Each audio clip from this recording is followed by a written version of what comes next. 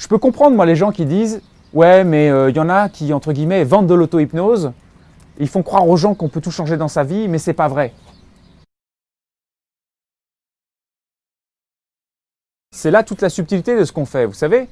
Encore une fois, les outils que vous utilisez là vont être très simples.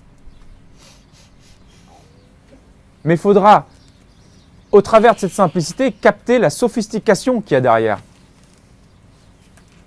Vous avez entendu la réponse que j'ai faite à Isabelle là à l'instant.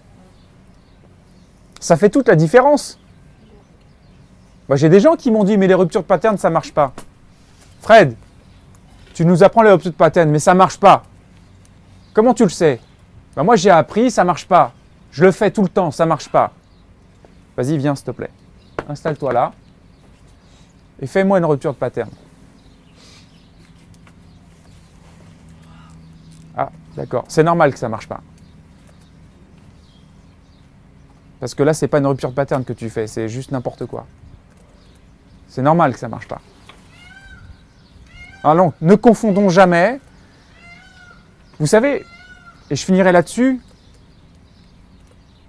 je peux comprendre, moi, les gens qui disent « Ouais, mais il y en a qui, entre guillemets, vendent de l'auto-hypnose.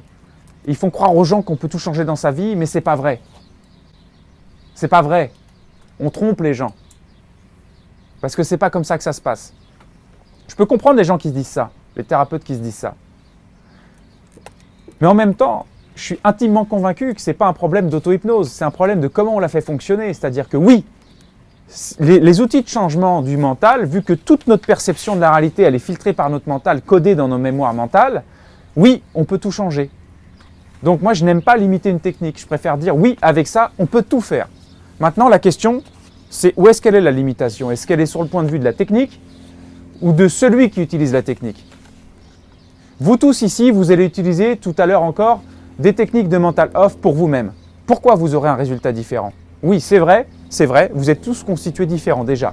Mais pourquoi vous aurez de toute façon un résultat différent?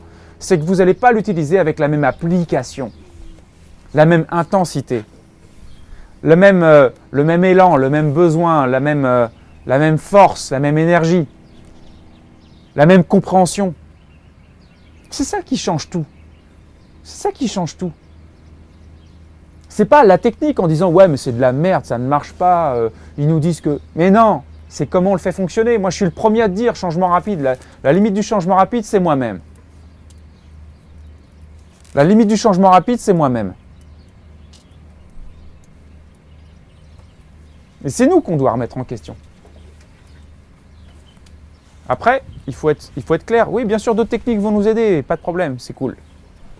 Mais c'est nous qu'on doit remettre en question et c'est notre client dans la façon dont il l'a produit parce qu'il n'y a pas que nous, en fait. En somme, il y a également notre client, comment il s'y prend, comment il nous écoute. Est-ce qu'il nous écoute vraiment? Est-ce qu'il produit vraiment les effets? Est-ce qu'il fait vraiment les étapes qu'on lui demande de faire? Et c'est ça.